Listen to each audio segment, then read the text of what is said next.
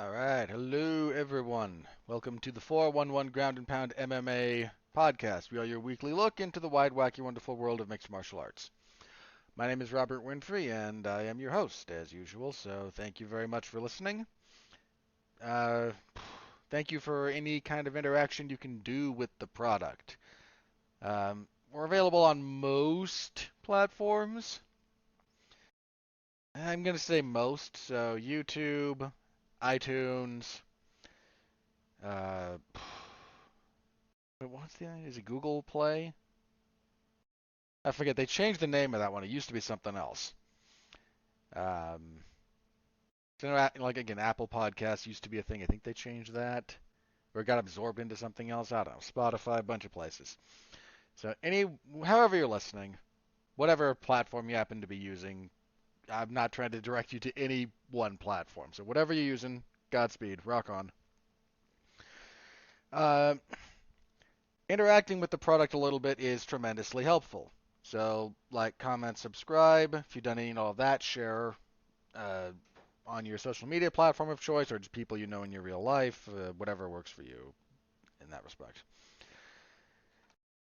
Loosely adjacent to that, one of my editors informed me that the notifications for comments on, I think it was Spotify, were struggling and finally kind of came through. I don't know, low priority for the Spotify group, I guess, was us. But ultimately, a few more comments came in than I thought. I didn't know we had comments over there on Spotify. So thank you to everyone who's been doing that. What was the name? Hang on. Let me look this up. Because again, my editor sent me this. So yeah, sure. What the heck? I don't mind doing this. Small enough show. So Sal from Las Vegas. I'm sorry you live in Vegas. I kid. Thank you for listening. Appreciate it. He's got comments going back. I got my note from my editor here. Yeah, that's several weeks. So thank you. Appreciate that, sir. Continue listening, hopefully. I don't know if this is your impetus for leaving. You know, if you got your if I acknowledge you and then you decide, yeah, that's all I wanted, and you just leave, I'm gonna be hurt. I'm gonna be a little bit hurt. So please don't. But yeah, I'm again. If this ever got like really big, I would have a harder time referencing individuals, and I also don't do that a lot because a lot of the people that listen to this are people I know personally, so I can get feedback and talk with them or whatnot in real time instead of doing it on the air. So anyway, thank you all very, very much. I appreciate the heck out of it. And so again, Sal, you're up this week. If you would like to have me reference you on the show, someone else, throw a comment somewhere. Decent chance I'll see it, or it'll get back to me and I'll mention you if that's the thing you're interested in. So, but in all seriousness, again, to everyone who listens, who does everything they can, thank you very, very much for the show. All right, on the agenda this evening, last night UFC on ESPN Plus 81. We have a week off this Saturday. Hooray! I don't know what I'll do with myself. So that's only partially true. I have a hunch I'm gonna get called to do to cover the WWE Sweet Saudi Blood Money show, which I don't really want to, but I don't want to cover a lot of stuff that I do cover, and that's just kind of the name of the game, isn't it? You just do what you do. Okay, so no preview is the long and the short of that. The review and then news, because the UFC, not being a organization run by a petty individual, dropped a boatload of fight announcements right after Francis Ngannou announced his plans, and what I mentioned we'd talk about him, we will talk about him too. So we'll talk about the UFC's announced fights, whether or not we can trust that, and in some cases we can't. Francis Ngannou, and just kind of some other general news. I also am going to talk a little bit about the big boxing match from last night, Devin Haney and Vasily Lomachenko, because I just need to talk about it briefly. For those of you who are not boxing people, just bear with me. If you want to skip it, timestamps are in the description. Feel free. Not my business. But I am going to talk a little bit about that. So, All right, that's what we've got. All right, let's jump on into this, shall we? So UFC on ESPN plus 81 last night had a couple of fighters miss weight. Seems to be coming back around that time of year. And you know what? I was kind of down on this card. I will stand by being down on it more or less on paper. I'm going to give the card some credit. Relative to my low expectations, it over-delivered. Not everything was great. That shouldn't surprise anyone. Nothing, very, very little of anything is great. But, yeah, over-delivered. Kudos. So, main event. Mackenzie Dern defeats Angela Hill. Ooh, oof. Unanimous decision. 49-44 twice and then 49-43. I was 49-43. If you're curious how the math on that works out. I gave it. Everyone seems to have given Angela Hill the second round. Then not only does Dern win every other round, my scorecard, which again I think wound up being 49-43, that gives Dern 3 10-8s. I gave her a 10-8 in round. I think it was 1, 3, and 5. It was either that or 1, 4, and 5. I want to say 1, 3, and 5. No, 3 was just. I think 3 was just 10-8, so it would have been 4. Yeah, 1, 4, and 5 off the top of my head. So I could look it up, but it doesn't really matter that much. Let's talk about the good, the bad, and the otherwise here. So, some good from Mackenzie Dern. Couple of things. One, her cardio. These two, I give credit to Hill for this as well. They fought at a very high pace. Not the craziest pace you'll ever see, but this was a very high-paced fight from both women, and they deserve credit for that. Neither of them completely gassed out or completely fell apart. So I give credit to both of them for that. Well conditioned. Very well conditioned. Two, let me talk just about Mackenzie Dern for a little bit. The addition of ground and pound, purposeful ground and pound to her game I lamented this after her last fight. That, look, her pure jiu-jitsu is probably better than anyone's in that division, if not any other woman in the UFC. But this is not pure jiu-jitsu. This is MMA. And that complicates things. And she seemed to be reliant on pure jiu-jitsu when that wasn't getting the job done. Again, she lost that majority decision, I think it was to Yan Xiaonan her last fight. Like, if you put these two in either gi or no gi straight submission grappling, any of the positions Dern gets that she got in that fight, she can finish from. It's just it's a lot harder to do in MMA.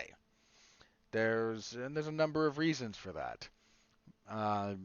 Round structure, physical obstacles like the fence, the addition of equipment, gloves, dude. If you've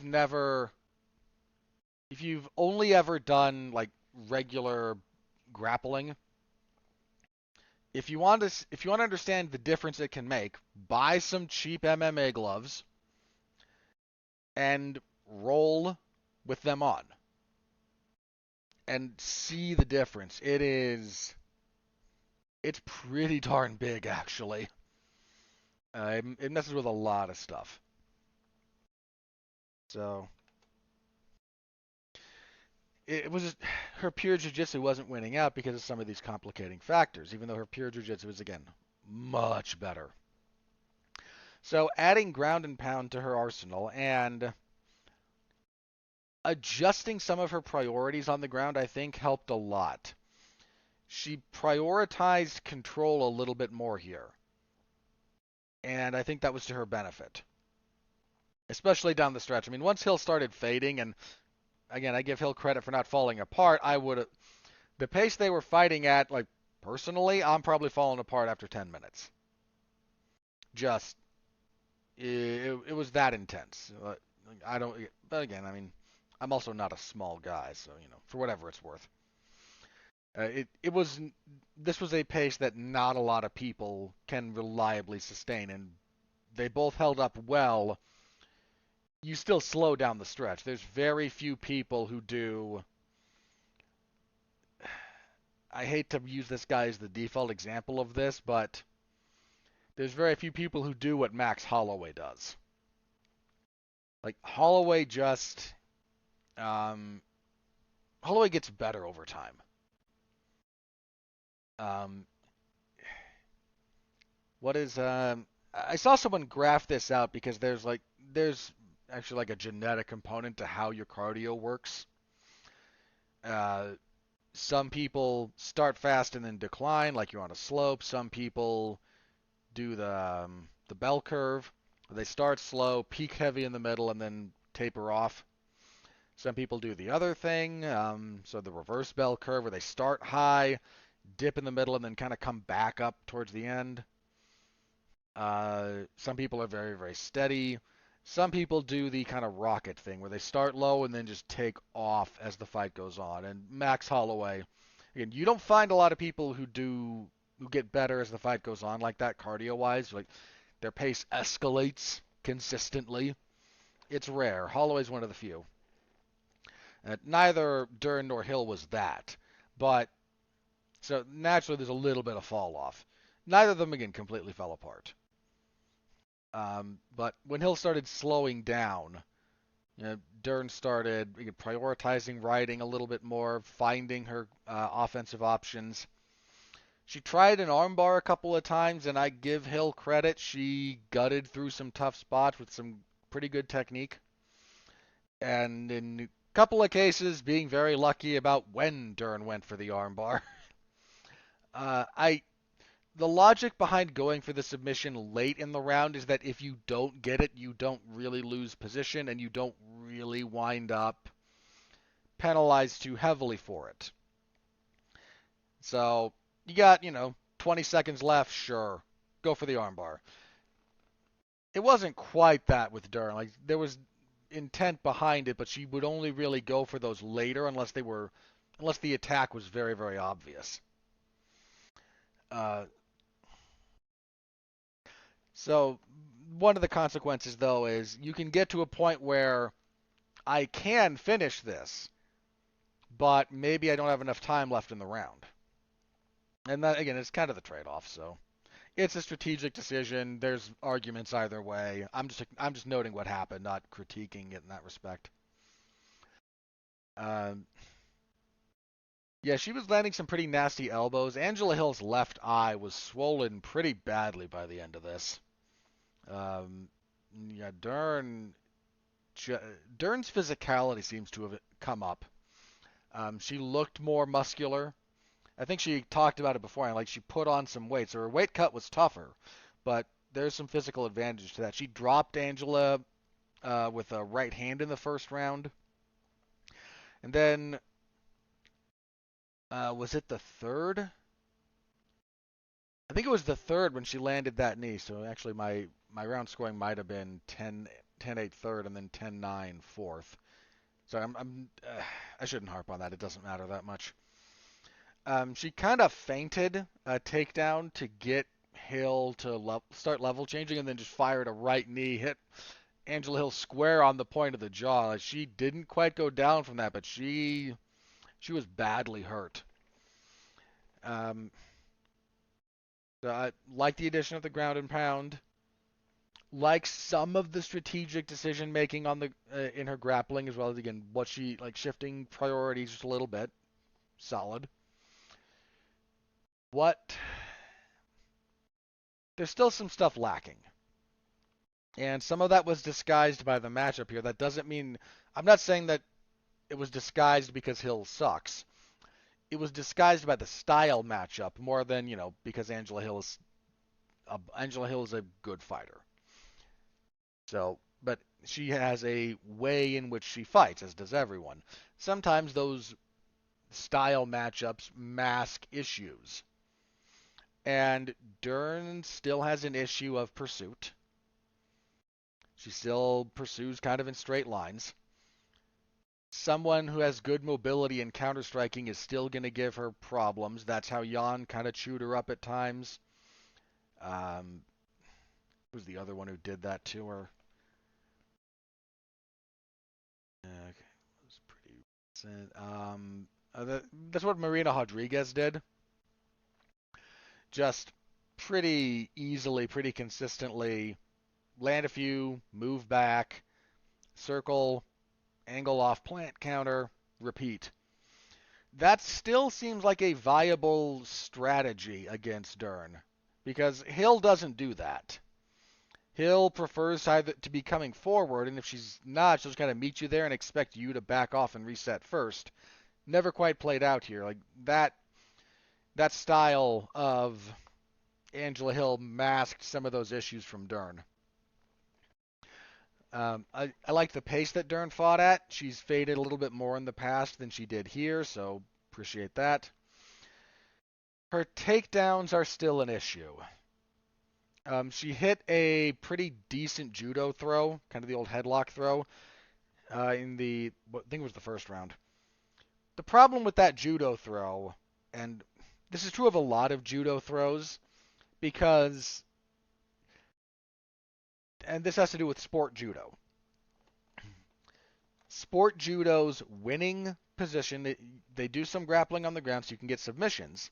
They have a limited list. I forget exactly what it is, but they have a list. Generally speaking, the way you win, the way you want to win, is their version of the knockout, which is they call it ippon. It's a throw where your opponent lands on their back with force. They used to have 3 degrees of scoring. I think they've gotten away from that because they used to have, I forget what they were called. But one that was just like back exposure. If your back kind of hits the mat, but there's no force. There's one where if your back hits, even both shoulders, but if you roll through. And then there's, again, you can win by pin, too, if you pin someone for a 10 count. That counts. That's why some judo guys have just sick top pressure. Like, they can control. But when you go for ippon throws, you need force behind it. And with force is a somewhat subjective term. So you tend to want to get as much behind it as you can to remove some of the discussion there if you're worried about it. But if you watch a lot of judo throws, especially there's a couple of them in particular, especially if you get like the uchimata, which is kind of like the whizzer kick, or the you can with the seonagi. It's not, but that's an arm throw. What's the because the uchimata is half. I forget what the full. Because the Uchimata and the Whizzer Kick, if you're a wrestler, are kind of the same thing. It's getting your leg in between their legs and then sweeping. But getting your leg across both of their legs and then throwing it's got a different name. I think it translates more literally, because most judo throws, if you speak Japanese, makes sense. It's just describing the thing. Like seonagi is a over-the-shoulder throw. And then this one I think it translates to cross buttocks throw because again you're stepping both of your hip across both of theirs and you're throwing them over your hip. It might be an Uchimata and I'm confusing the Whizzer Kick with another one, or maybe they call it, I don't know. I assume they have different names for the techniques, but it doesn't matter.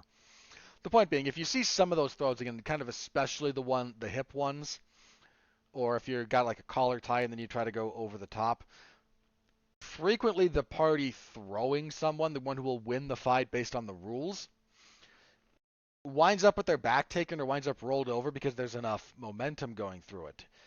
Landing the throw and then settling into top position is actually a completely different skill than a lot of sport judo necessitates, because if you're doing sport judo, the objective is to win within the rule set, and the rules always determine who wins. Doesn't matter what you're doing. The rules determine who wins. Anything, any game. Rules determine winner. And if you give up your back throwing someone to the ground in judo, it doesn't matter because you threw them and that's the goal. It matters in MMA because you don't want your back taken as a general rule. So you see a lot of people go for that throw and then they just kind of get their back taken. That happened a little bit here with Dern. It didn't matter as much in this case because the skill differential was so high that she could get away with it. There was another one in I think it was the fifth. Hill has her back with the rear waist lock, and Dern gets a little bit of wrist control, and then kind of modified Granby's forward. Normally, when you do a Granby roll, you're trying to roll forward so that your opponent's face is going down while you're in the middle of your somersault, kind of thing. This will usually force them to break the tight waist, and you can come up and you can resume wrestling from there. There's a bunch of examples of stuff like this in MMA. The problem with the Granby roll, especially in MMA, the first time you do it, it works. The second time, it's only half successful. By the time you try it like 3 and 4 times, it's not working at all. If you want to see that in real time, Khabib Nurmagomedov and Abel Trujillo is a pretty good example of that. Because the first time Trujillo Granby rolls through on a mat return from Khabib, he gets completely free. Second time, not so much. Third time, Khabib's just rolling with him and has it dialed in. But she goes for one that there's actually, I'm pretty sure it's another judo throw, and I can't remember its name. And I'm not going to look through the laundry list of judo throws because there's too many of them. But it's kind of like, again, a little bit like a hip toss, where instead of rolling straight forward, you kind of roll to the side, little bit of force, and the reality is, if Dern could get away with this because she forced things to the mat and then is a better enough grappler than Hill to block the hooks from coming in, scramble around, and get on top, which is what happened. Not really advisable for most of us. Most of the time, that doesn't work out very well. Heck, most of the time, the headlock throw doesn't work out very well because you wind up getting your back taken. But Dern did that in the fourth, so she's finding slightly different ways to try and force things to the mat, but her takedowns in general still need a lot of work. She keeps going for these judo throws. I mean, after she wobbled Hill with that knee, she grabs, because she knows Hill's hurt, and tries to hit another kind of hip toss. And it doesn't really work, and if she'd had a better wrestling attack instead of what she tried to do there, it might have worked out a lot better for her. So that's still very much a work in progress, and that's still something she has to work on. Her takedown average per 15 minutes coming into this fight was very low. It was extremely low. So she needs to find more reliable ways of getting stuff to the ground. She showed a little bit of that here, and if she's continuing to work on it, then fair play, but that's something that I need to see tested in a different area. Her striking is still a problem. She's got pretty good power. I mean, she rocked Hill twice, including dropping her, which is, dude, Jessica Andrade hit Angela Hill with everything she had and couldn't drop her. Angela Hill is tough as nails. So for Dern to sit her down like that, part of it was, look, there's a lot that goes into a punch actually hurting you aside from just raw punching power, but punching power is a component. So Dern's got some pop, but again, her defense is still a liability, and her offense is still very, very linear. Her pursuit of the fight is admirable, but there's refinement there that still needs to be worked on. In fact, a lot of the issues that Dern had, she might very well still have. But the matchup here and the stylistic clash rendered some of those vulnerabilities a non-issue. So again, I do think things are moving in the right direction for her. She showed some growth here, and I think that's good. Again, the incorporation of ground and pound, she had some pretty nasty stuff going on here. I imagine a few more months of like dedicated ground and pound work and drills with her, you might turn her into a monster where people are begging her to just grab the arm. Like I think that's possible for her. She can generate some power in those short spaces. The addition of kicks and knees on the feet, very nice addition. Part of the other problem that she was running into earlier was her offense was very punch oriented. She and Hill both threw some nice elbows. Her clinch game still needs work. I get the impression she doesn't spend a lot of time there. She views the clinch as more transitional. And with her ability to generate some power in short spaces, it might behoove her to spend a lot to just dedicate more time to clinch fighting instead of only viewing it as a means to try and get takedowns. Because, again, that was a big weakness in the past, what she was doing in the clinch. She incorporated more clinch offense here.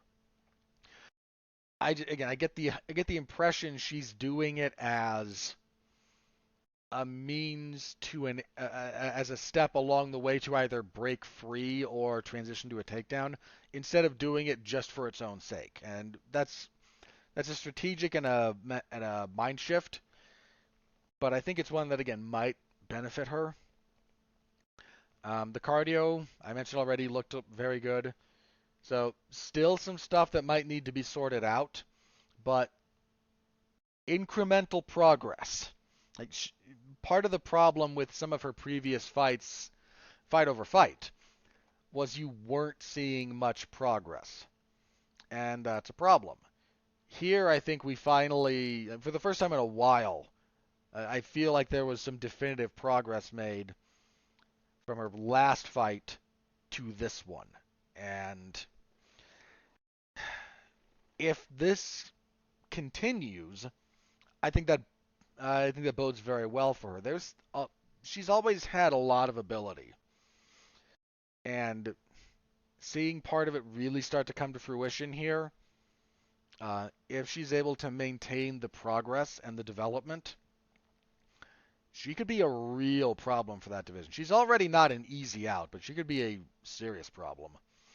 Post fight, she said she would like either a rematch with Yan Xiaonan, seems unlikely, or a fight with Rose Namajunas. That that's interesting. I don't know that I like her chances all that much. Um, Rose's footwork and punching power and accuracy, I think, will give Dern a heap of problems. But Rose has been out physicaled in the past. That's been a problem for her on occasion.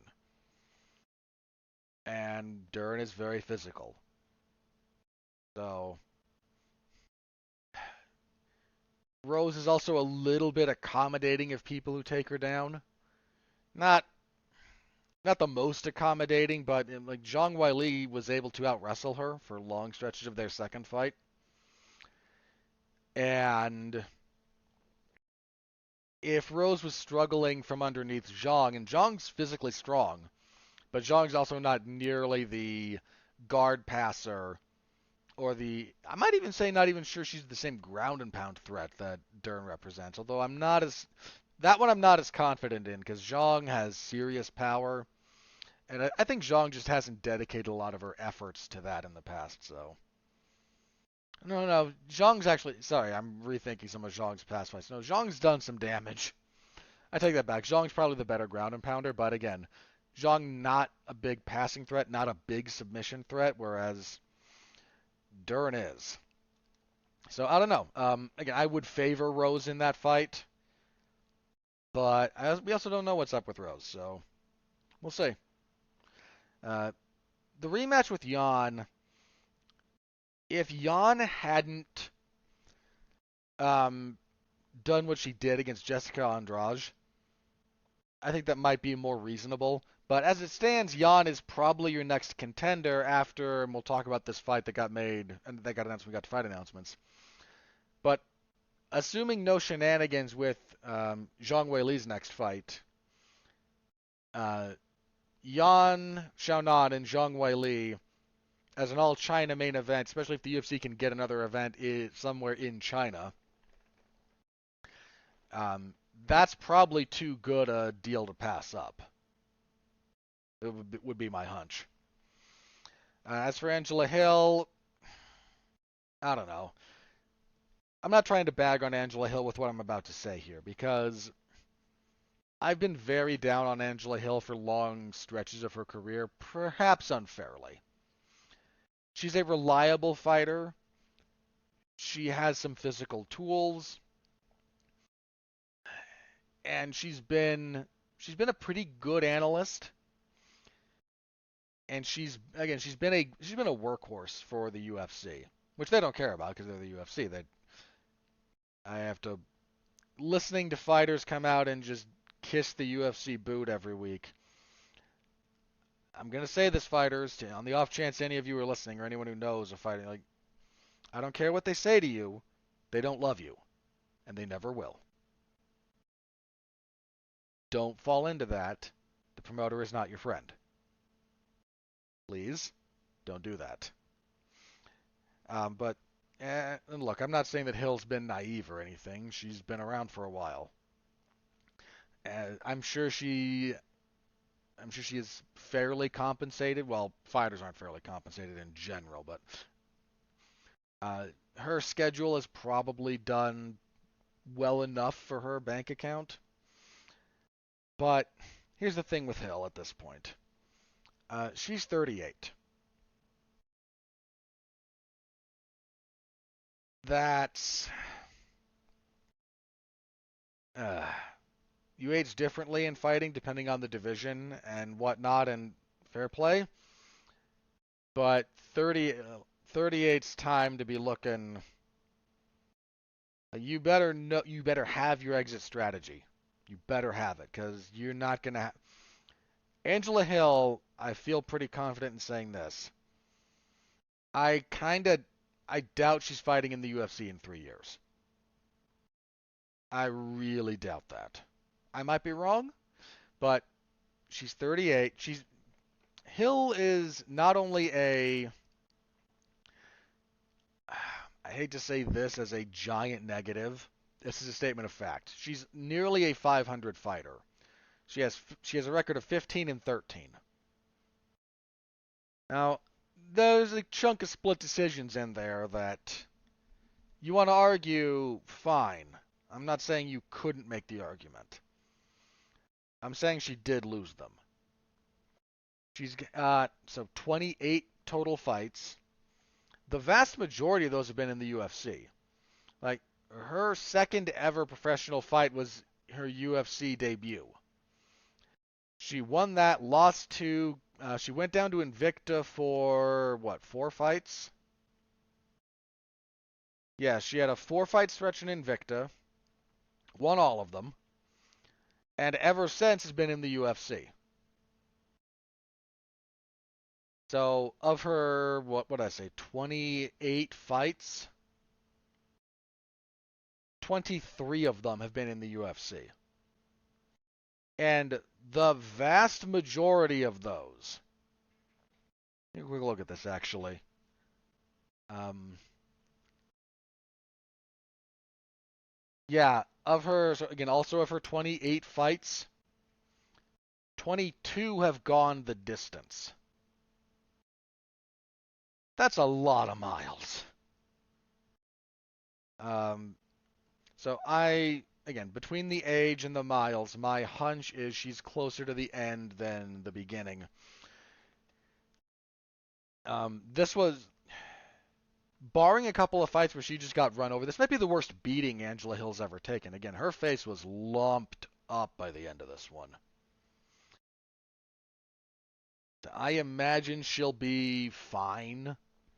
I don't think she's going to retire tomorrow, barring a catastrophic injury. But my hunch is the end is coming sooner rather than later for her. That was your main event. That was your fight of the night. I agree. A little bit one side. It's on my list of but I have a giant list now that I'm keeping of potential fight of the year candidates. It's on there, but I don't think it'll wind up placing. It's a bit too one-sided for what I generally look at in fight of the year. But we'll see. I don't object to this being your fight of the night at all. I think it was fair. Co-main event. Anthony Hernandez defeats Edmund Shabazian via TKO, punches and elbows, 101 of the third. Uh, I where does Shabazian train at the moment? I know he used to be one of the Glendale guys. He was one of what's his face, Edmonds guys. Um, okay, he's at Extreme Couture for the last couple of fights. Here's the problem with, and I don't mean this technically for Shabazian. This happens to a lot of people, and I'm going to use him as an example. This is exhibit. This is not boo on Shabazian, okay? I'm not here to pile on the guy. He came into the UFC having never been out of the first round. Then he fights to a split decision with Darren Stewart. I kind of thought he lost. Gets back on the first round finish train, wins over Charles Byrd, Jack Marshman, and Brad Tavares, and then fights Derek Brunson, and the wheels fall off. So I'm going to talk about this a little bit with Chase Hooper as well. Hooper got a win, whereas Shabazian did not here, but I'm going to make a similar point.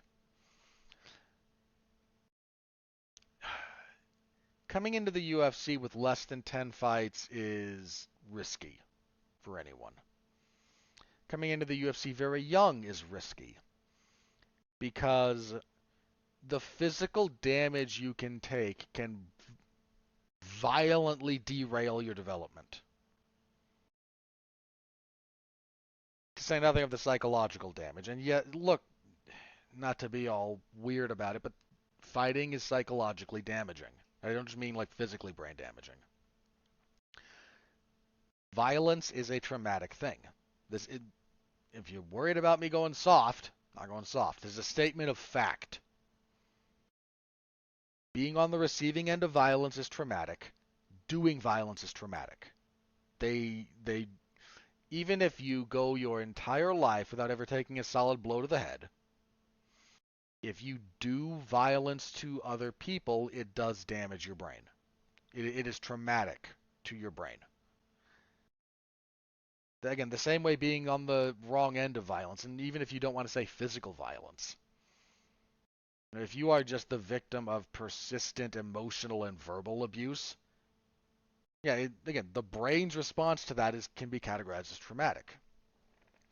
So again, I promise I'm not going soft here, okay? But being on the wrong end of that in the wrong ways at the wrong time in your life, especially if this is your profession, will throw everything out of whack. Two things about Shabazian here. One, what happened to him in the Derek Brunson fight, where he had a decent enough first round but then got out wrestled and just abused. I'm not saying you should have this exact experience in the gym, because I'm not the biggest proponent of hard sparring. Certainly it's overuse in some places. That's a very broad overview, so don't kill me for that take, people, please. But if the first time you ever seriously get your butt kicked is, and I mean like, again, I mean, yeah, this doesn't mean you are physically destroyed, but you know when you get your butt kicked. If the first time you are seriously on the wrong end of that is when it's for real, something has gone wrong. I don't believe in hazing guys. I don't believe in it because a lot of boxing gyms will do this. Like, you show up, you sign up, and then first day they throw you in there with some killer who beats the crap out of you. And like, oh, it's character building and it's making a point. No, look. If you have someone who needs to know how much they don't know about boxing, your boxing gym should have one of the guys there who's been there for a while, so they know what they're doing, who can competently demonstrate the skill gap without hurting anybody. And I understand there's a fine line there. I really do. Again, I have not solved this problem here pontificating from into my microphone here. Um, but I do take issue with how some boxing gyms do that, and some people bring that on themselves. And if you go in there with a giant attitude, you kind of get what you ask for in some respects. But the long and the short of that is, the first time you face that kind of serious physical adversity should not be downrange. Should not be when live rounds are coming at you. You should have, in the course of your training, at some point, been in a scenario where you got your bell rung. And again, I'm not advocating head trauma, but if you're going to fight for a living, the first time you get hit in the face really hard should not be when it's for real. That's just a bad sign of things to come. I don't think that Edmund Shabazian, I don't think he was coddled in the gym. That would be a wild misread. But because of where he was training,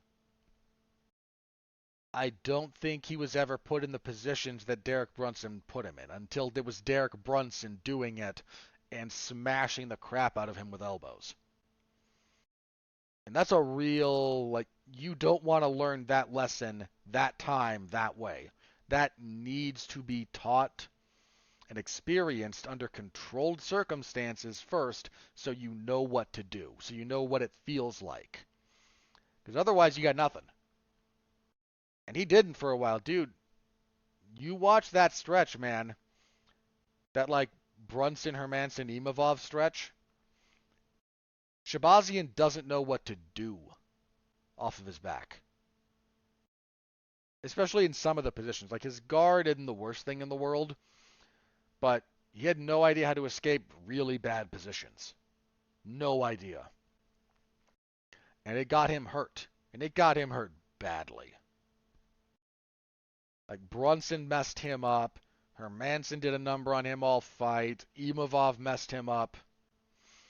And here, Hernandez kind of messed him up too, man. What I saw from the beginning of this fight from Shabazian was better. And some of the stuff from the Dalche Lungiambula fight was a little promising. Again, he's with a better camp now. And saying that Extreme Couture is a better gym than Glendale Fight Club should not be a controversial proposition. But there's some things that just he's going to struggle with. His cardio is a problem. I don't know that moving up to light heavyweight would help him. Because a lot of what he does is predicated on certain physical advantages that he wouldn't have there. But I don't know how much that weight cut is helping him either at this point. His cardio is an issue. He's very good for the first 3.5 to 4 minutes. He landed on Hernandez. He did a decent job kind of keeping distance and clinch breaking, but the more pressure was applied, the more he just kind of fell apart. Now, some of that is Anthony Hernandez, okay? The dude just comes forward, he gets after it, and he will ride you down over and over and over again. He will beat you up along the way until you give him something. And that's kind of what happened here. Hernandez is good. I mentioned it last week, man. You know, the Lungiambula fight was a little bit of a softer touch for Shabazian. You know, Lungiambula is, I don't know that he's a UFC caliber fighter. I hate to phrase it that way, especially since that has lost a lot of its meaning, but I don't think he's won in the UFC. Or it might be like 1-2 or 1-3. So I don't even know if he's still there. Like that's your rebound fight. And he's still a dangerous guy, but you know, if you're a good caliber UFC fighter, you should beat guys like that. He went from that to one of the worst matchups he could have got. Hernandez, he's a tough fight for anybody. He was real tough here. Just relentless pressure, relentless attacks, relentless clinch work, wrestling, mat returns, damage along the way, submission threats along the way. He had a couple of close sub attempts. He goes for that seated arm triangle. It's the choke he caught Adolfo Vieira with. He went for that a few times. He had a tight little anaconda choke going at one point that Shabazian fought out of. Hernandez is a very good fighter.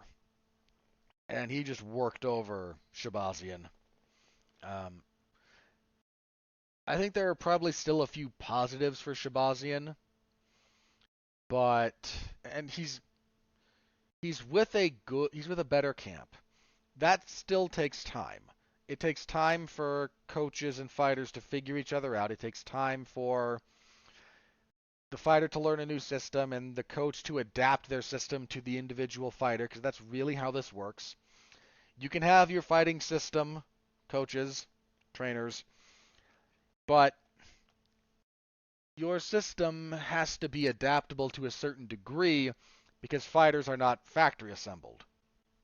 They don't, right? They're all different. They all have different skills. They all have different abilities. They all have different physiques and physicalities.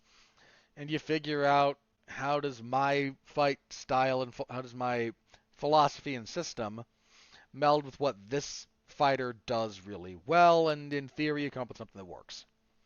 It just takes some time.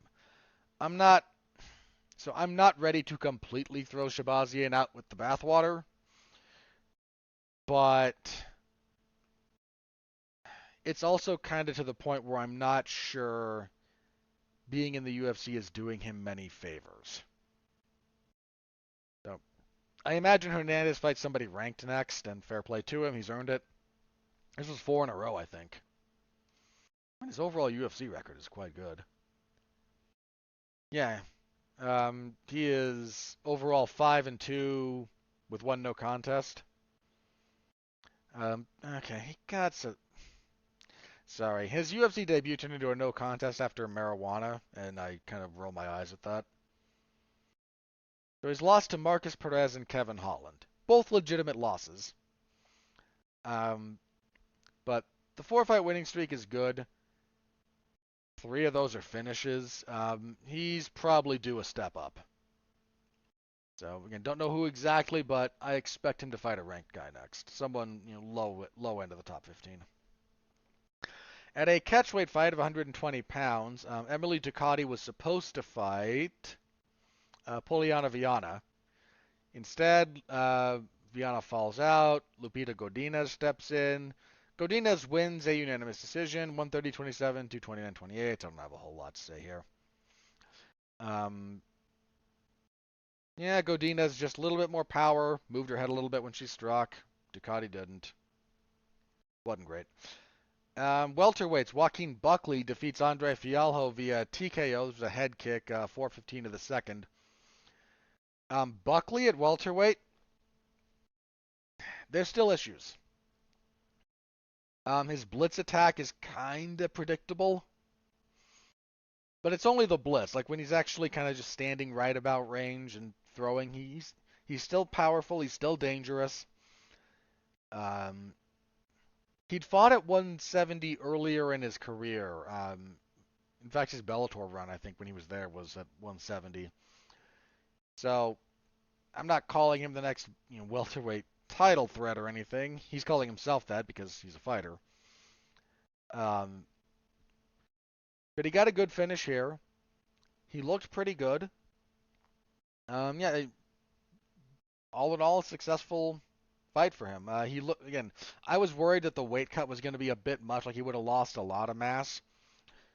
Um, he didn't lose that much. I mean, he lost enough to get down to 170, but it seemed like he was kind of carrying around a lot of excess weight. And I don't mean fat or water weight, but just like he had the stuff to lose apparently because he lost it. He says he feels great. He's at this point just managing his diet a little bit better and his lifestyle. And if that's largely what you need to do, fair play. He's not horribly outsized here in terms of his height. Good win for him.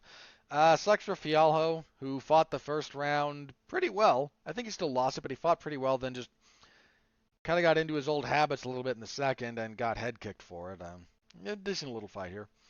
Lightweight, oh boy. Carlos Diego Ferreira knocked Michael Johnson into next year with a right hand, 150 of the second. Almost identical to how Josh Emmett knocked out Michael Johnson, actually. You can put those two side by side, and they are very similar. Um, Fajea, I don't know if this was a deliberate setup or what, but he'd been throwing counter kicks, the right leg in particular, because Johnson's southpaw, so open stance. He was kind of, anytime Johnson closed distance, like parrying and then throwing up kind of a body kick, and not the greatest kick in the world. But if that's just your setup, it worked because he takes the outside foot position. Johnson seems to think either a lower punch is coming or the kick because his rear hand goes to scoop, goes to do the downward parry. What do you call it, a circle parry or a scoop or whatever you want to call it. There's a million different names for the same thing. But he goes for that, and it leaves his head open, and the right hand comes through and just turns the lights off. He falls stiff as a board, ankles crossed when he's down. Like, oof. Bad knockout. Bad knockout. Nice win for Ferreira. Ferreira. The double R's in H, so yeah, Ferreira. He needed that one. He was on a 3-fight losing streak again. Like, Dariush, and that was split. I thought Dariush won, but good fight.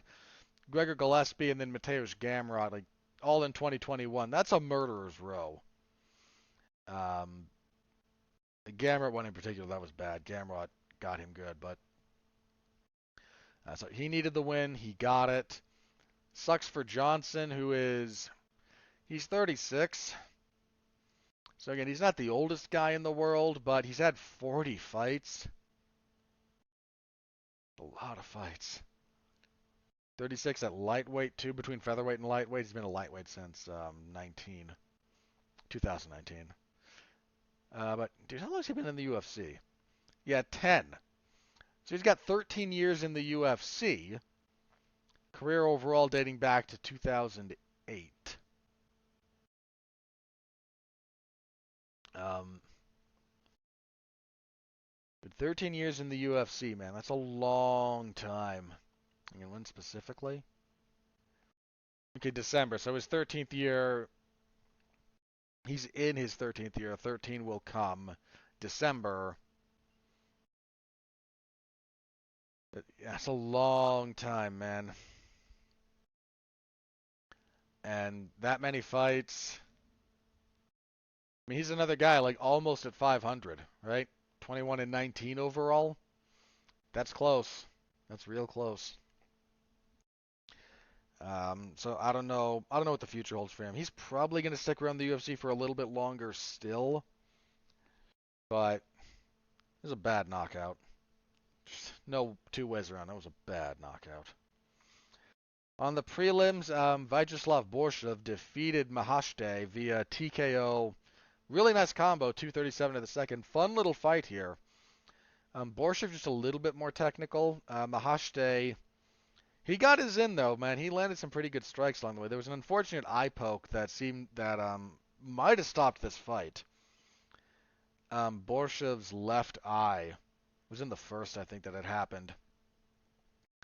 There was a cut kind of up on the eyelid, but like under the eyebrow, so really high up there.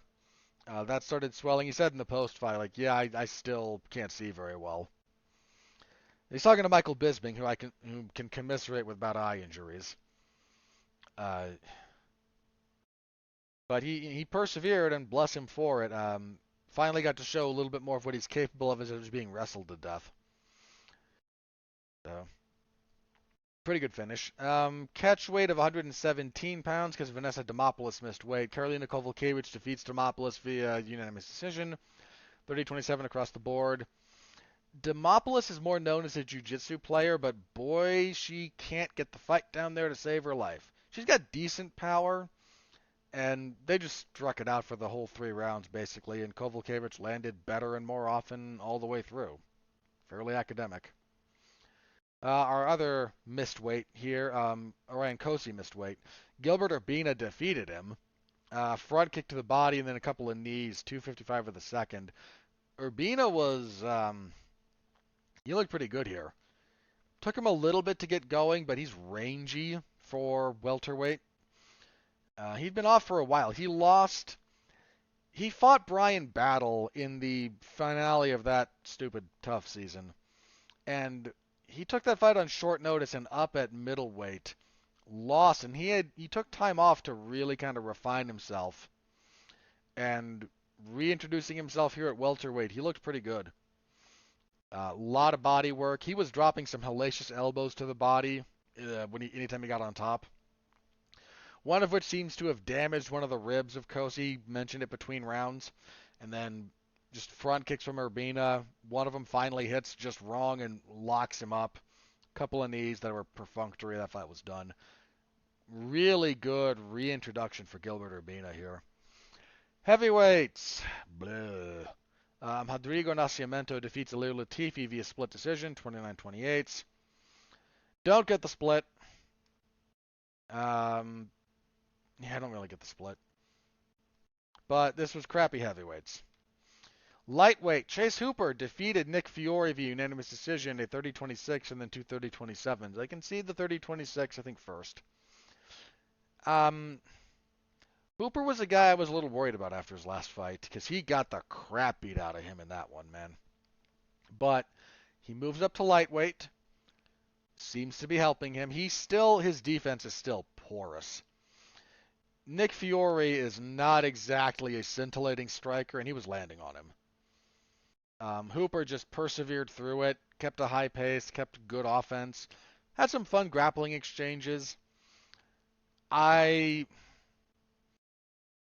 that defense from Hooper, he has got to fix it, man. The thought here was these two guys are predominantly grapplers. Nick Fiore is like one of the jiu-jitsu coaches at the New England Cartel. That was like Rob Font, Calvin Cater, that team. So that was a little bit more like he wasn't fighting a very good striker, and he still took some damage. Someone who really knows what they're doing is gonna. And lightweight has some of those guys.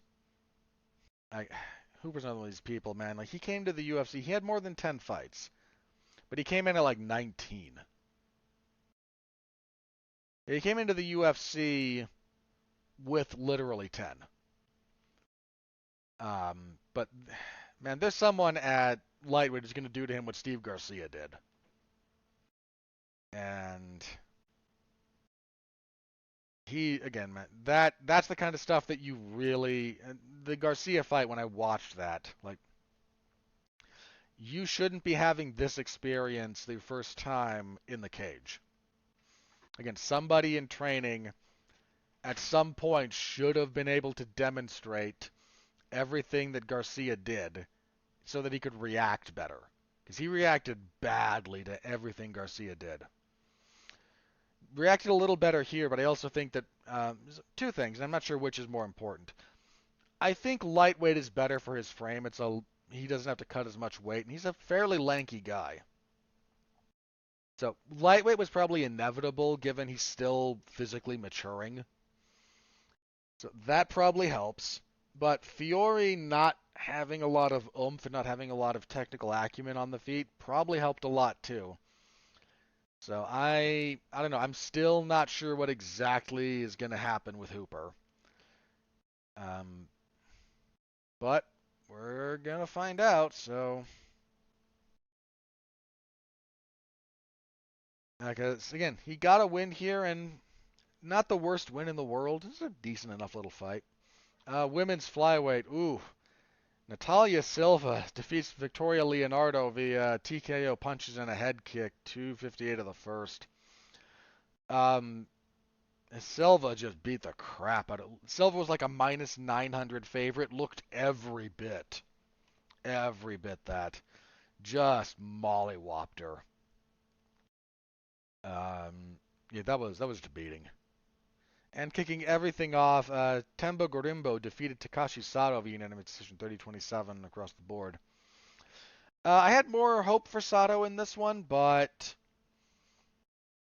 a little bit too easy giving up the back, and that kind of just iced long stretches of the fight. A little bit too eager to clinch, which prevented him from finding stuff later on, but decent enough rebound from Gorimbo after his debut. Also, man, he had some stuff to say after the fact. Apparently, again, his side of things, but a lot of his like family members turned on him after he lost his debut. They're like, nope, we don't know you. Yeah, that's a rough feeling. Um, Also talked about being broke preparing for this fight. Gonna say this: if you're fighting in the UFC, you should not be broke. And that's not about his poor. That's not me saying that Gorimbo has poor financial management. It's me saying it's embarrassing that fighters for the biggest organization in the world, a billion-dollar company, are a multi-billion-dollar company now because they're going to merge with the WWE. But even if we just look at the UFC side of things, still a billion-dollar enterprise. Your fighters begging for $50,000 bonuses, which hasn't even kept pace with inflation, and telling stories about, yeah, I'm broke. You get away with this because MMA journalists aren't journalists; they're glorified PR for the most part. But that's a terrible look. And again, what he said, Colby Covington was the one bringing him food when he was broke. Like, no, I don't have enough to eat. Colby was feeding him. I'm going to say this again. This is not just about Colby Covington, mind you. Because I'm not here to say anything, I'm not here to advocate for Covington, okay? Here's what I'm saying. If your perception of someone who not only lives a chunk of their life in the public eye, but lives a chunk of their life in the public eye in an avenue that has a vested interest in generating emotional response. Not saying your reaction to that isn't fair. They're choosing to do that. Your reaction is fair. I am saying, understand, please, that's not reality. I'm not saying Colby doesn't genuinely have views that you might violently disagree with. Please don't do violence, but you know what I mean. Like, almost couldn't be more opposite to your worldview. Okay. Not saying you have to agree with him. I'm not even saying that whether or not he holds those. He might hold some of those. He gets that he's in basically, and you might hate this. I don't like it myself, but there's a, how do I phrase this? Okay, well, let me say something that might piss off a lot of MMA fans. MMA has more in common with professional wrestling than it does other combat sports. The history between MMA and pro wrestling that's what pro wrestling basically came out of. Pro wrestling evolved out of, way back in the day, catch-as-catch-can wrestling events. That's what they used to be. And then pro wrestling spun out of that because wrestling is hard. And it's easier if we agree to work it. And well, if we're going to agree to work it, shouldn't we, what do we do from there? And again, that's a whole thing. But, the history of catch wrestling basically spins off into both MMA eventually and professional wrestling. Their roots are very, very much intertwined. More so than boxing, more so than kickboxing. MMA and pro wrestling there's been market research done on this. What was it? Was it Nielsen? One of those big research companies did a look at studies and whatnot of people who watch MMA. Most people who watch MMA do not watch boxing, do not watch football, do not watch hockey or baseball or basketball or any of the other major sports. They do watch pro wrestling. That overlap is legitimate.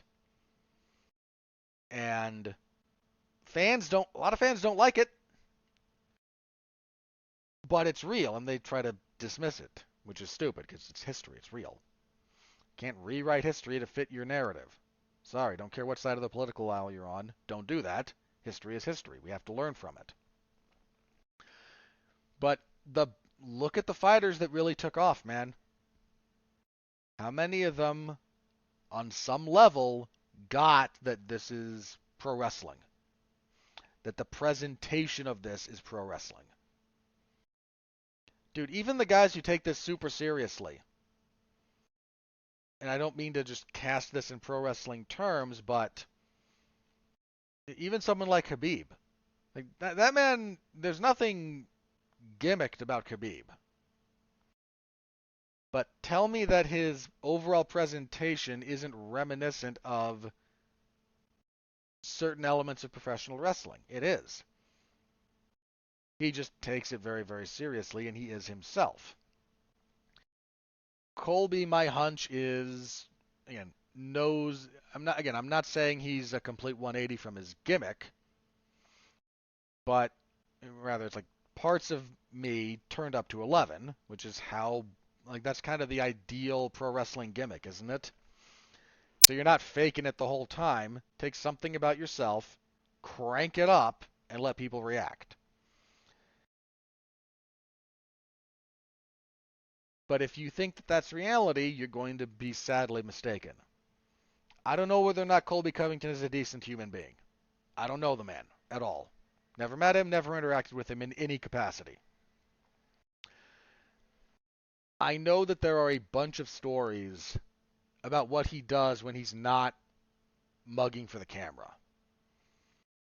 Some of that is, he, again, these stories came out a little bit ago, but for years, on his own time, on his own dime, he would go to do stuff with the troops. Because that matters to him. And that was not really publicized. Wasn't a big deal made out of it, but when the UFC did kind of start promoting him a little bit, people came forward with those stories. Like, yeah, he's been coming for years to do stuff with the armed forces. He, in this case, helped out financially and otherwise a guy who was fighting for the UFC and was broke. Again, I have no idea the character of Colby Covington in its entirety. None whatsoever.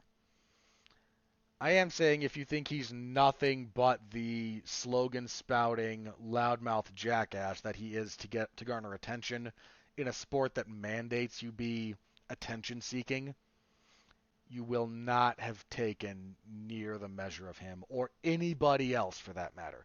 How many guys, let me reverse this real fast.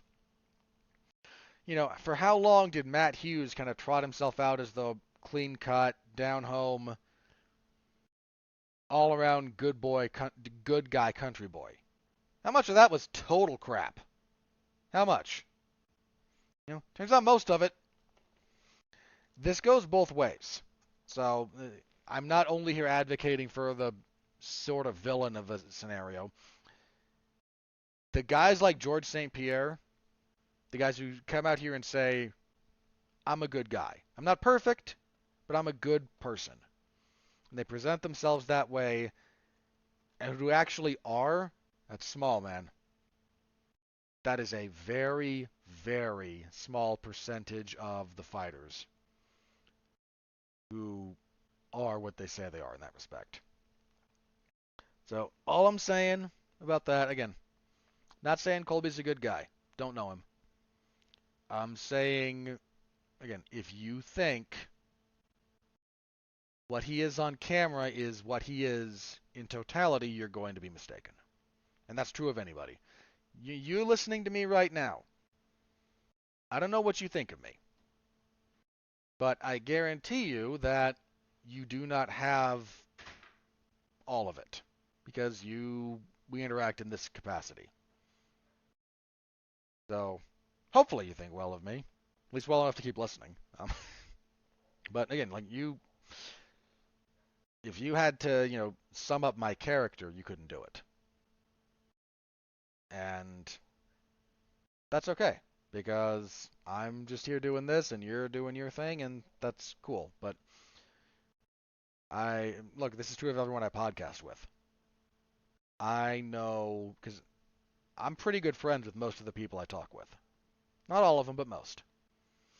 If all you had to go on was what is discussed on air, you would not have you wouldn't have the clearest picture of them. Good, bad, and otherwise. So anyway, that was the event. Again, pretty necessary win for Garimbo. Nothing world-shattering, but he needed that after his debut. And Sato might be done. He's only 32, but again, like he might be done in the UFC. That's 4 in a row. What's his UFC record? 2-5. Yeah, he's probably gonna get cut. And I don't like saying that, but it's probably what's next. So, all right, your fight of the night I mentioned was Mackenzie Dern and Angela Hill. Performance bonuses went to Carlos Diego Ferreira and Vyacheslav Borshev. I'm not gonna argue with that. Yeah, I'm not arguing with that at all. You could have gone like Urbina instead of Borshev. I mean, Ferreira was getting one. That was a given after that knockout. Oof. Again, you maybe could have gone a few other ways. Again, you maybe could have gone Silva over Borshev, maybe. But I'm not complaining about Borshev getting it. Perfectly fine allocation of funds. If you want the full report, it's in the MMA Zone of 411mania.com, including clips of finishes such as they exist when I get them from the UFC's website, the official relevant Twitter accounts. So give that a read if you're so inclined. Thank you very much. I appreciate it. All right, oh, that took longer than I thought. All right, let's talk briefly about Devin Haney and Vasily Lomachenko. They had a darn good fight. Before I talk about what I'm going to talk about, the action itself, very good. High-paced. Both men have moments, some nice momentum swings. Really good fight. Really good boxing fight. So if you're at all interested, look it up. Pretty darn good fight. Here's my issue. Cards on the table. I scored this for Lomachenko. I think it was 116, 112 for Loma. I'm not saying you can't find a win for Devin Haney here. There were several rounds that were real close. I was watching this, kind of chatting with my friend Pat Mullen about it, and he was more vociferously for Loma than I was here. And that's fine. He might even be more correct than I am. But having sat on this for a night and thought about it, I don't think 7-5 Haney is the end of the world. I don't agree. Let me preface this. I don't agree. But I don't think it's the craziest thing. Here's the problem. One of those scorecards was 116, 112 for Devin Haney, which I do not find. That seems a bit too much. The others were 115, 114. So again, that was like, yeah, that's 7-6. Or 7-5, sorry, for a 12 rounder. And again, I don't agree, but I can kind of see it. But again, I was 116, 112, so what's the math on that? Sorry, I forget exactly. Like 8-4?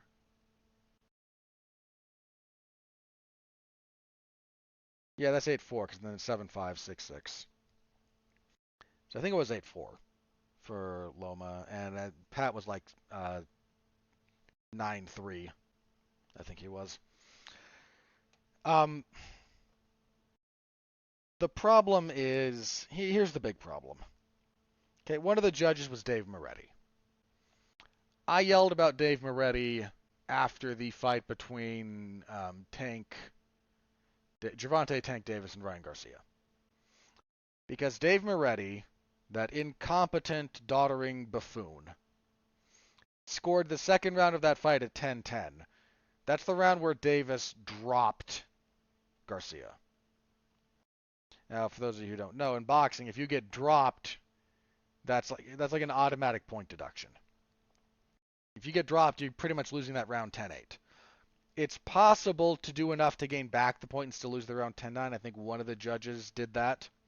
Might have been both, actually, which I don't agree with for that fight, by the way. But I can see the argument that Ryan Garcia did enough after getting dropped to get back to losing 10-9.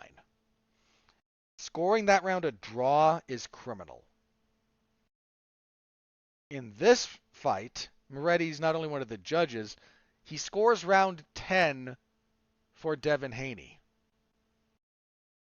Let me tell you guys this. Rounds 10, 11, and 12, clearest rounds of the fight, all for Lomachenko.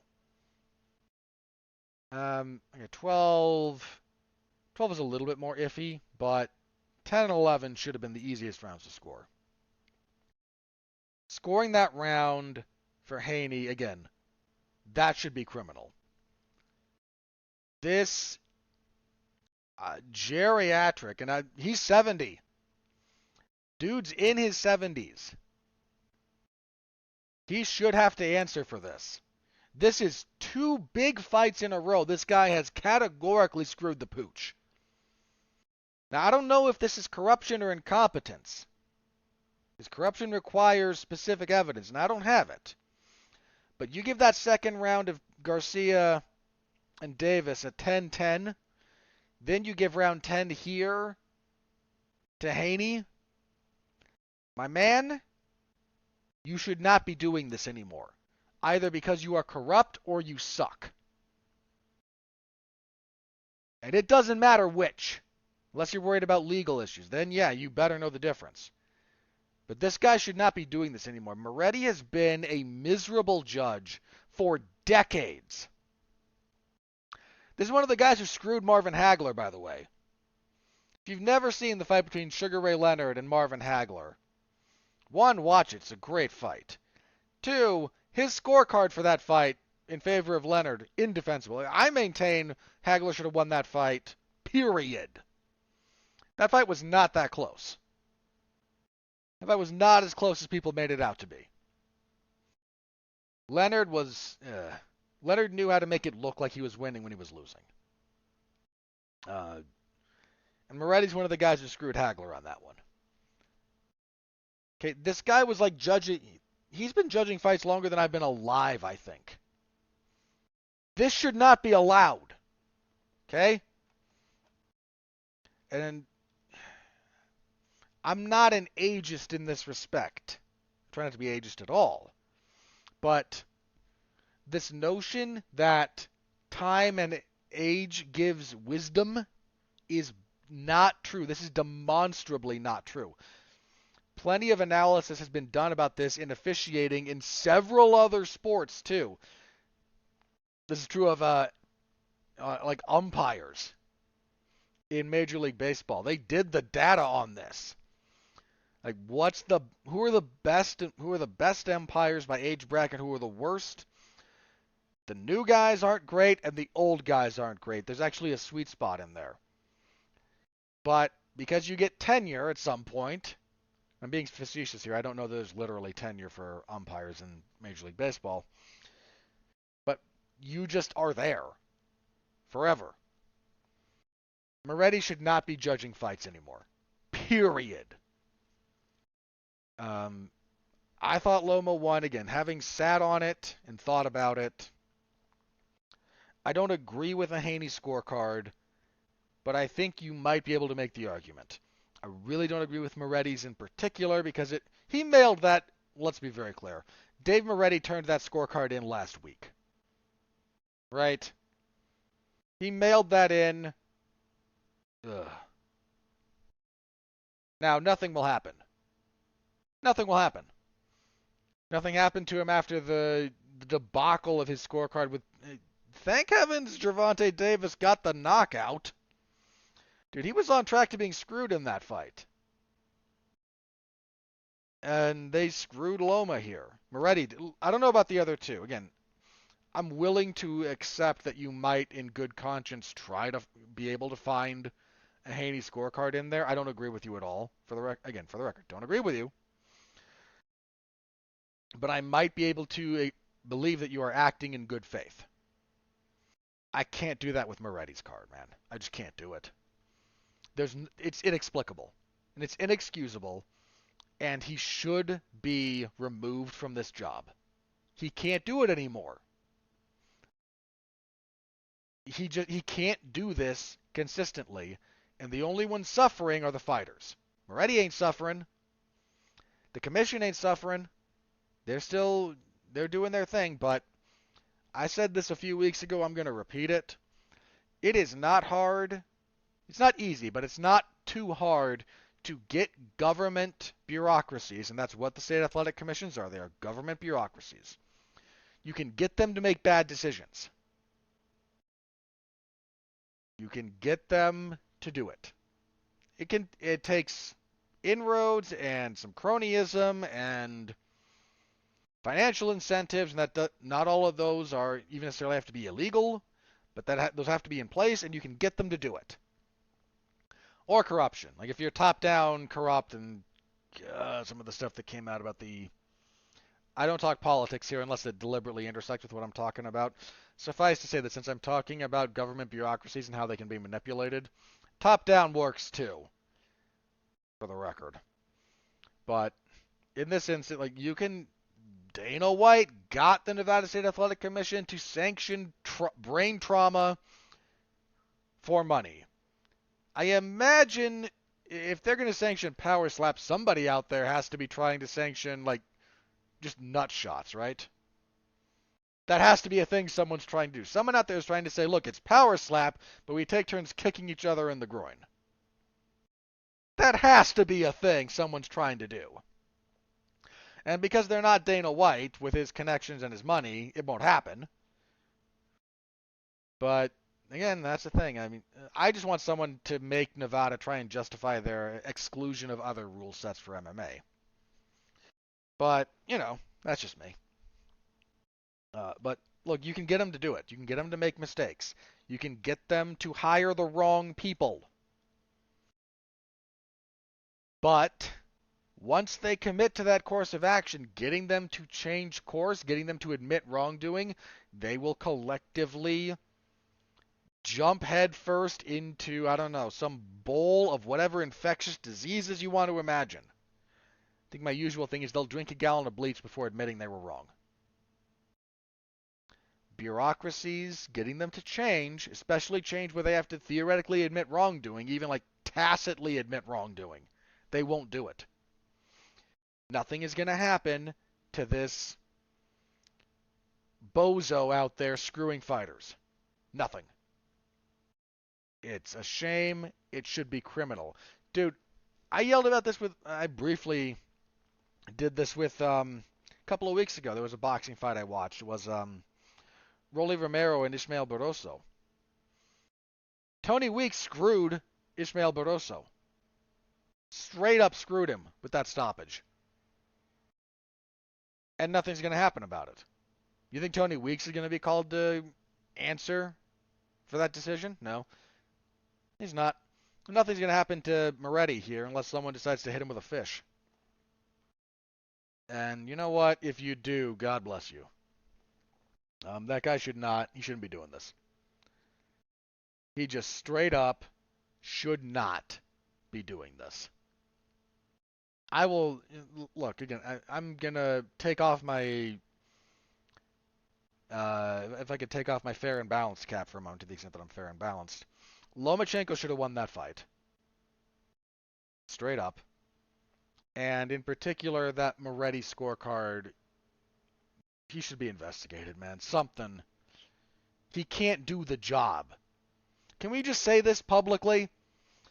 If he's turning in the scorecards he's been turning in, he can't do the job. Fire him.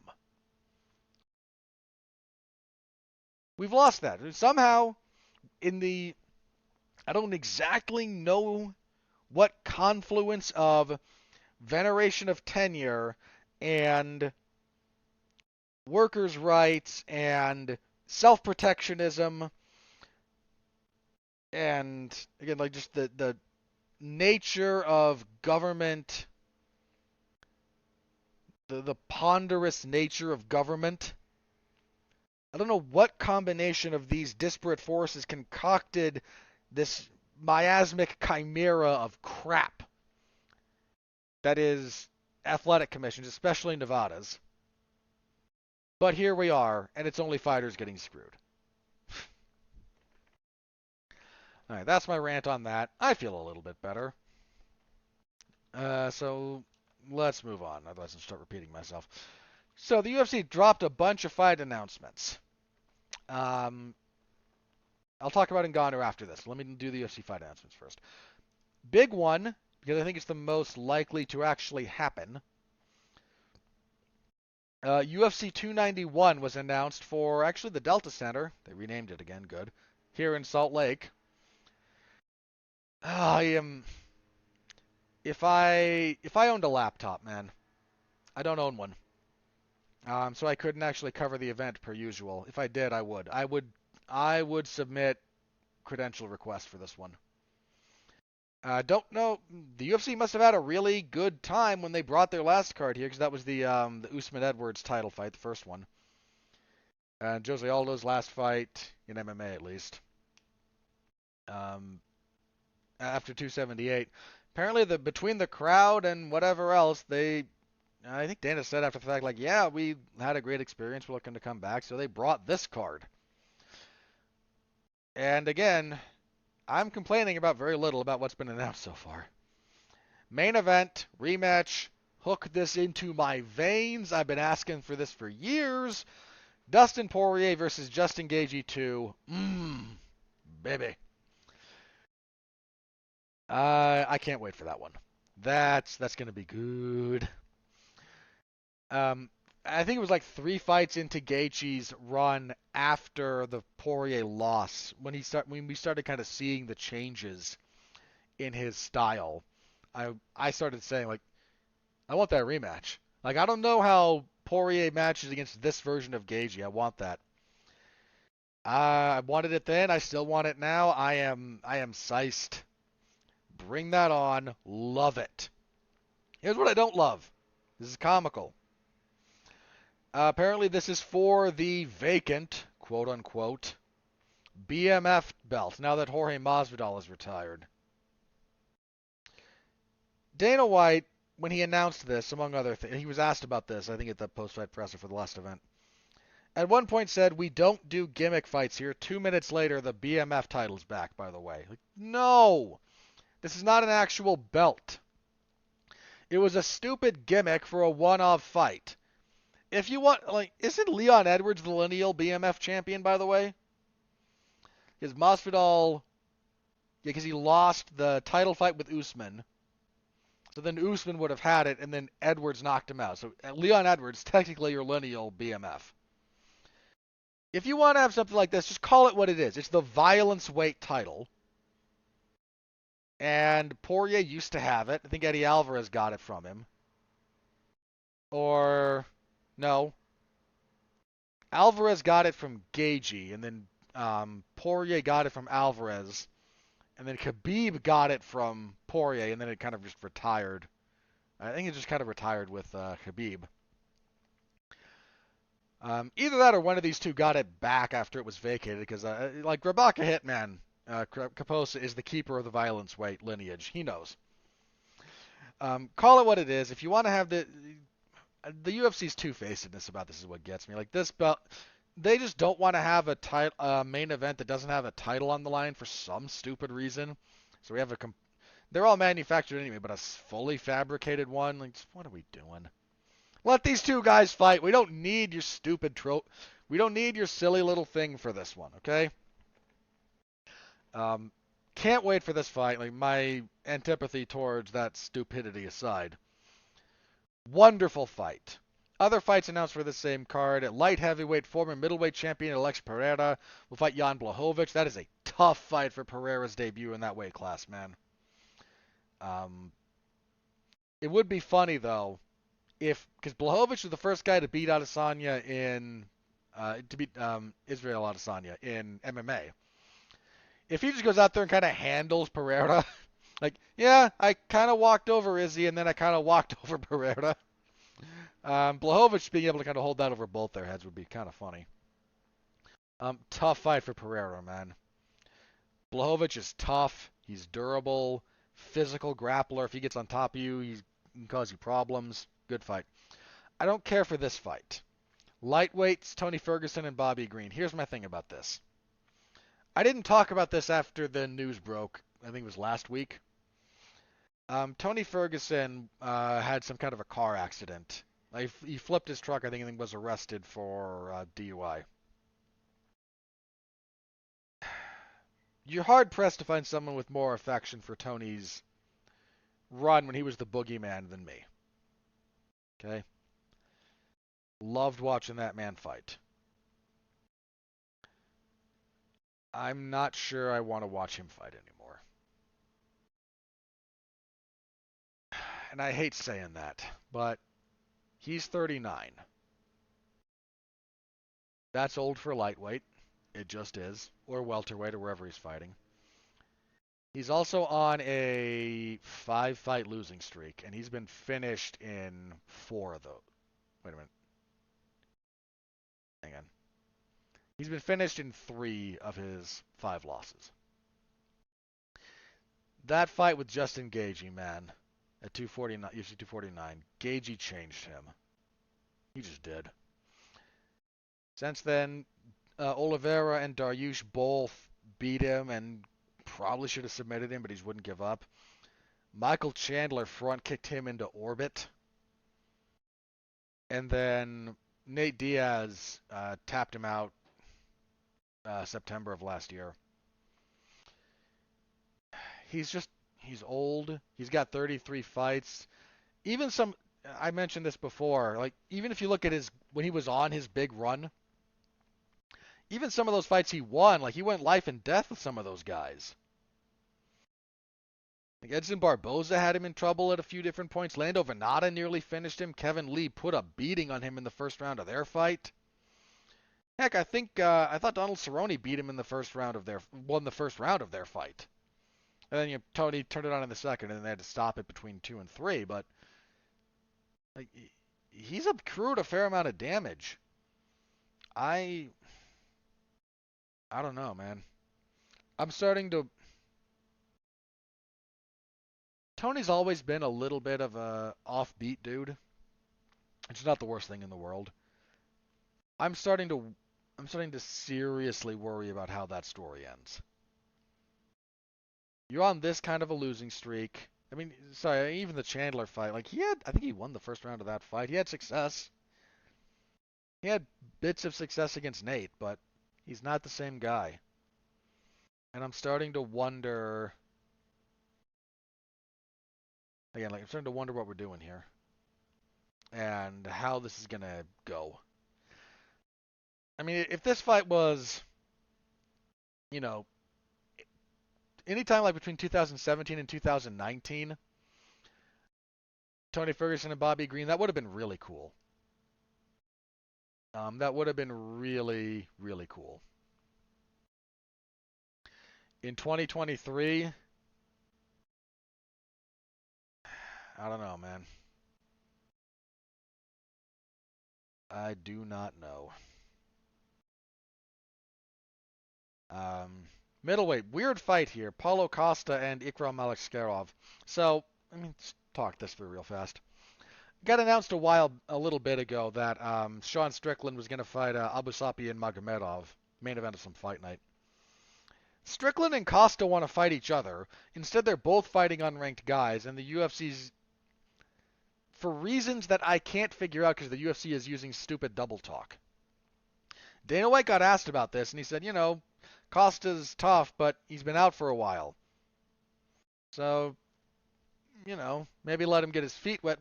Buddy, 2 weeks ago you threw Henry Cejudo into a title fight off a 3-year retirement. Maybe longer than 3 years. Somewhere around there. That doesn't matter. You have no consistency. You're doing this because Paulo Costa screwed up some of your plans, exposed you as a public liar, and now you don't want him to have a you want him to have a tough fight as punishment. This is punitive action. Full stop. If you'll recall, when the UFC went to Australia a little bit ago, they had said, also on this card, Robert Whittaker versus Paulo Costa. Paulo Costa came out publicly and said, I have not signed anything. They are lying to you. And they kept saying that fight was on the card, and he kept saying, they're lying. Until we got like 2 weeks out, and they said, fight's off, Paulo Costa doesn't want it. And he said, I never... He said, ugh. So they're mad at him, so they're giving him a very tough, unknown guy, hoping the unknown guy kind of exacts vengeance for them. They do this all the time. They're not going to say it publicly. So instead, it's, no, he's been out for a while, and yeah, you know, he's a dog, and we like him, and he puts on good fights, but we want to let him get his feet wet a little bit, and then we'll see what happens. No. No. Bull. You're pissed at him, and you're going to make him fight his way out of the doghouse. Full stop. So weird matchmaking. I don't hate the fight, though. Aliskerov is pretty good, and Costa is Costa. This should have been, just for the record, this should have been Costa and Strickland, though. Also on that card, again announced at the moment, Stephen Thompson versus Michel Pereira. Fine. Derek Lewis and Marcos Rogerio de Lima. One of them is going to die. Those two guys fighting at altitude here is going to be tough. Then welterweight, Michael Chiesa, Kevin Holland. Fine fight. So 291 starting to shape up. Again, man, if I could get into a, when is that? End of July. The application process is gonna be, I don't know. If the stars aligned and I get access to a device that I could cover the event from, I would apply for press credentials for that one. Heck, if I wasn't covering it, I might look into tickets. If they, well, I'd look. I would then go, yeah, I'm not paying through the nose for that one. I'm not paying through the nose for the nosebleeds. Okay, also announced UFC 292. This one's a little bit wonky. The UFC announced this will be in Boston. They announced Aljamain Sterling versus Sean O'Malley and Zhang Weili versus Amanda Lemos. Two things. One, Zhang versus Lemos is weird. And this is just the UFC trying to serve various content masters. We should be getting Zhang and Yan by all rights, but throw the number 5 in there because we have a date to meet and Zhang needs just, we want the title here, whatever. Sterling and O'Malley. Here's the interesting thing. As soon as they announced this, like Aljamain Sterling came out and said, I have verbally agreed to this fight, but I have not signed anything, and I'm waiting on an MRI. He's dealing with some kind of an injury, and if that checks out, he'll be there for this fight, but he hasn't actually signed anything, so. If there are actual verbal agreements in place, to me, this is less egregious than some other stuff the UFC has done. Still not my favorite thing in the world, and apparently Henry Cejudo's going to try and serve as backup. And if something happens with Sterling, then we'll get like O'Malley and somebody, probably for an interim belt, because the UFC loves that crap, so who knows. Also sort of announced for that card, Cody Garbrandt and Mario Bautista. Garbrandt up against it, man. So Zhang and Lemos is just weird. It feels like a placeholder to try and get to Zhang and Yan. And Sterling and O'Malley isn't actually signed. So that's pending Sterling's health evaluation, so we'll see what happens. We'll keep you updated. One of the things we do here. Was there anything else that got announced much? I think that was the big ones. Well, as the couple of pay-per-views. So they also like fully confirmed a couple of stuff that we already knew about, so I'm not going to repeat that. That's kind of a waste of time. Yeah, all right, that's that. So I mentioned I would talk about this, and I will talk about it now. So Francis Ngannou revealed the extent of his deal with in his future. He signed with the PFL. Fair enough. He part of his deal. He doesn't expect to fight for the PFL until next year. Okay. He is guaranteed. Part of his contract is that his opponent is guaranteed like a minimum of $2 million. Putting his money where his mouth is with respect to fighters. And it's only for like 2 or 3 fights. He's got freedom to do some other things. He's still looking to box somebody. Good luck to you. Um, I shouldn't be that sarcastic about it, but here's the thing. I don't know exactly who he'd fight. He said he wants to fight Anthony Joshua. I think Joshua still has designs on being a relevant heavyweight. Deontay Wilder might make the most sense because Deontay Wilder is objectively the worst top-end boxer at the heavyweight rank at the moment. Let me rephrase. He's the worst technician of the relevant heavyweight boxers whose names mean something. And that might work in Francis's favor. Wilder would also be like the most... Wilder's not the least winnable fight for him. He is the most dangerous fight for him, though. Andy Ruiz. Ruiz seems to have stepped in it recently and some other stuff, so You'll have to wait and see on Andy Ruiz. Fury. I don't know what Tyson Fury is doing, man. Calling out John Jones is what he's doing. Just wasting everyone's time. I think Usyk has his mandatory coming up. Usyk would be a terrible fight for Francis. Usyk would just... Dude, Usyk would box... If with Usyk's belts, it's unlikely that fight gets made anyway, but Usyk would box circles around him. Again, Joshua or Wilder seem like some of the more attainable options, but who knows? Look, I'm not mad at Francis trying to box. If he wants to do it, Godspeed, man. Go get paid. I don't know what the available options are in the relevant timeline, so who knows, but whoever fights him is going to make a lot of money. He's a pretty big deal for the PFL to acquire. He is, in my estimation, the best heavyweight on the planet. John might be able to supplant that. We'll have to see how his theoretical fight with Stipe goes, but at the moment I tend to lean towards Francis in that regard. So kudos to him. Dana White predictably kind of shat on this. The pettiness, man. You should be better than this. You're not, but you should be. Francis wasn't taking that either. He actually responded. Like, what do you mean? You didn't cut me. I fought out my contract. What do you mean I'm risk averse? I fought a nightmare matchup with a completely destroyed knee and won to fight out my deal and test out free agency. Francis will also be... He's got some executive position, and he's apparently going to be like somewhat in charge of trying to set up PFL Africa, which might actually open up an interesting lawsuit.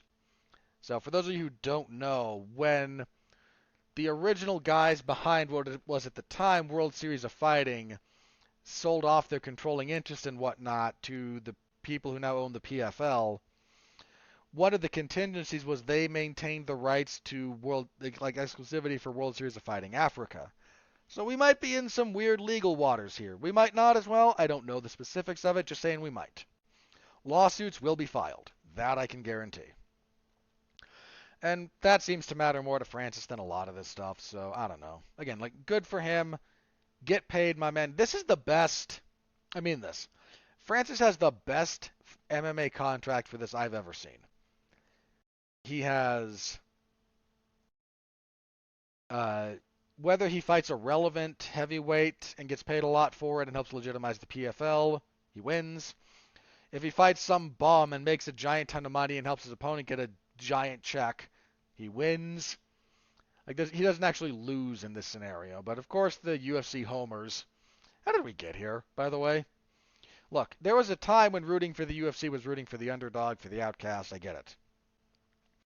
Guys, to anyone who puts the UFC ahead of the fighters at this point, please stop. You're embarrassing yourself. The UFC is a billion-dollar promotion about to be folded into another multi-billion-dollar entity, into this giant live sport entertainment powerhouse. You're rooting for what is basically a monopsony. This is what you're rooting for. Also, for the record, all you guys out there, saying Francis isn't going to be able to fight anyone other than bums is not the flex you think it is, because it just proves how much unfair market power the UFC has. The UFC, for those of you who don't know, the only reason Francis got out of his contract was because to avoid some of the future litigation they might have been facing, the UFC restructured some of their contracts in 2017. They put in like the 5-year sunset clauses and whatnot. Well, after Francis announced his intention to use that, they basically made them more restrictive. Here's the big one, actually. For a long time, your UFC contract started when you signed the contract. Now your UFC contract does not start counting whatever sunset clause you might have until you get in the cage the first time. Which is, and it's a little dirty, to be honest. So that's a little bit dirty. So, we don't know. We're like going to have to wait and see. Look, Francis won here, and he won pretty big. And I wish him well. Gonna have to see which middle of the road UFC heavyweight tries to get out of stuff to go fight Francis. $2 million, dude. So the event the UFC had, the UFC on ABC one, Rosenstruck and Almeida. North Carolina, that was in North Carolina. They still disclose payouts. The total disclosed payout. Now this doesn't include. This doesn't include discretionary bonuses. So this might not include the fight of the night, or yeah, the various bonuses. But in total, the UFC paid out $1.87 million for that card. That was all they paid. Like, their total gate was 2.09.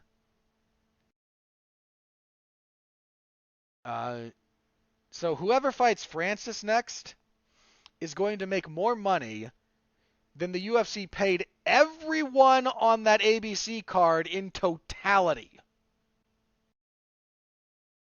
Think about that for just a second, yeah? There were fighters on that card on ABC fighting for like 10 and 10. You're a billion-dollar promotion, and you got guys fighting for 10 and 10. Exploitative is the only way to phrase it. All right, last thing I'm going to say about that.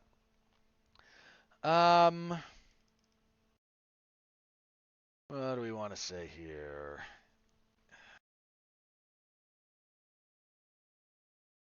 All right, let me just say very briefly about this. So, Conor McGregor, partially because there's a Netflix documentary out about him. I haven't seen it, and I probably won't. But Conor McGregor's immediate future has come under scrutiny again because he did a thing where he said, yes, we're going to fight Chandler, we'll announce it. At some point during the season of The Ultimate Fighter being aired, he's still not in the USADA pool. Dana White, when asked about it, said, yeah, we've got to sort that out, so we're probably looking at him fighting like December. Which means they're either going to waive the whole thing and fight sooner, or this actually isn't happening until like 2024. And Conor also came out and said, yeah, you know, Canelo Alvarez is fading. A little bit of truth to that, and I want to box him. So let me just very briefly to address Canelo fading. So a couple of weeks ago, Canelo had his Homecoming in Mexico, the like Cinco de Mayo weekend card. And he beat a guy he should have beat, but it went the distance. He dropped him a couple of times. It was a glorified showcase for Canelo.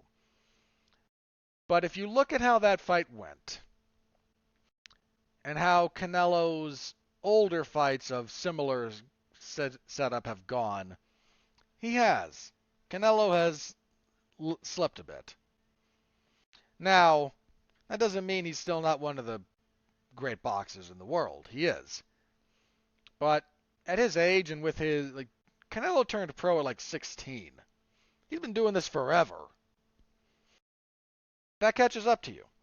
So age and miles are probably starting to catch up to Canelo. Somebody's going to get him in the near future. I mean, I tend to think other people should have beaten him already.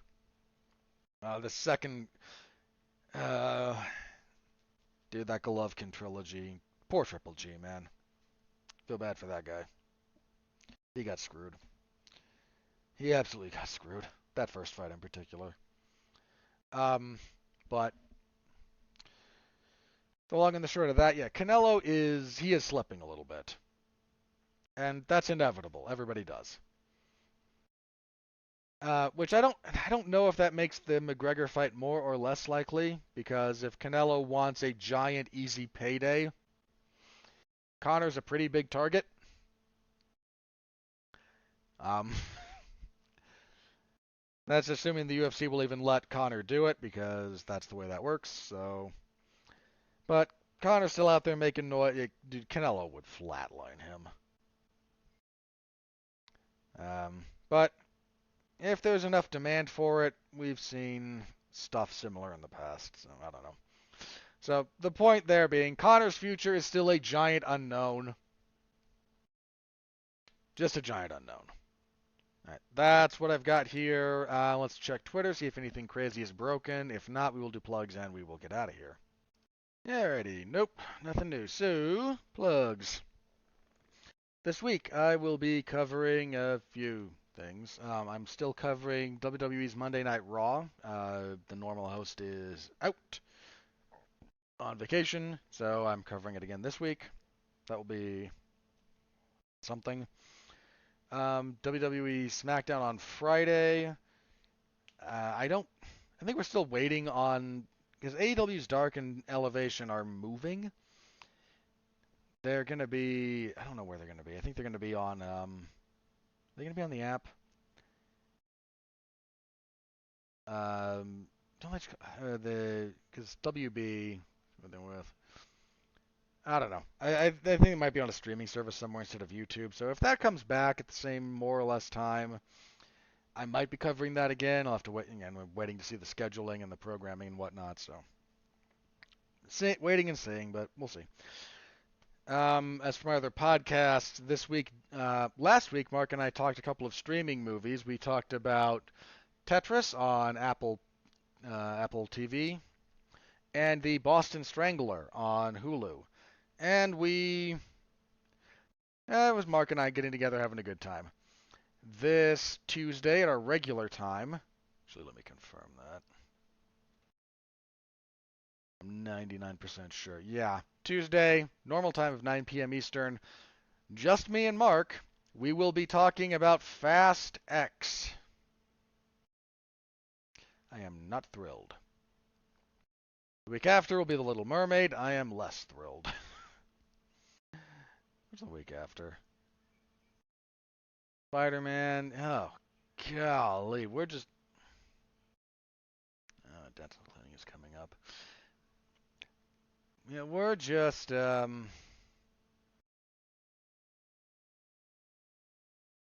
we're not in a good spot for movies that I'm interested in personally until we get to, like, July. Even July is iffy.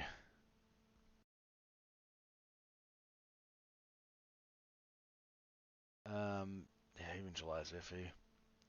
Because I'm not looking forward to Indiana Jones 5. I don't actually care about Mission Impossible 7. Yeah, it's a thing. Alright, anywho. We will keep you updated as always. There is no UFC event this Saturday. Week after, I already mentioned UFC on ESPN, headlined by Kai Kara-France and Amir Albazi. Next week, we will preview that. That's UFC on ESPN 46. So, hope you have a good weekend and whole week. I will see you back here, same time, same channel. Thank you very much as always. Till then, stay safe out there and continue to be well, be safe, and behave.